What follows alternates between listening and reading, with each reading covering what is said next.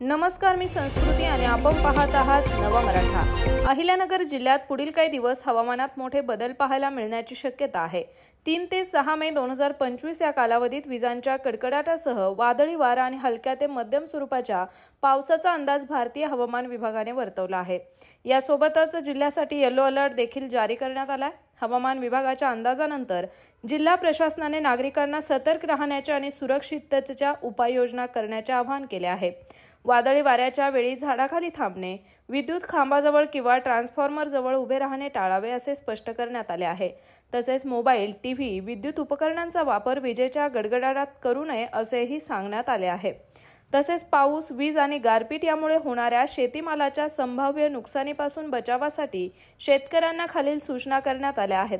शेतमाल सुरक्षित ठिकाणी साठवावा, बाजार समितीत माल विक्रीसाठी आणला असल्यास योग्य नियोजन करावे, जनावरे सुरक्षित जागी स्थलांतरित करावीत। याशिवाय धरण परिसर, नद्यांच्या काठावर फिरायला जाणाऱ्या नागरिकांनी पाण्यात उतरू नये, तसेच धोकादायक ठिकाणी सेल्फी टाळावा, ओले रस्ते, होर्डिंग्ज आणि विद्युत तारांपासून दूर राहावे। दरम्यान कुठलीही आपत्कालीन घटना घडल्यास नागरिकांनी त्वरित खालील क्रमांकावर संपर्क साधावा। जिल्हा नियंत्रण कक्ष 1077 टोल फ्री, फोन 02412323 किंवा 2356 940। तर अशाच माहितीपूर्ण बातम्यांसाठी चॅनलला सबस्क्राईब नक्की करा।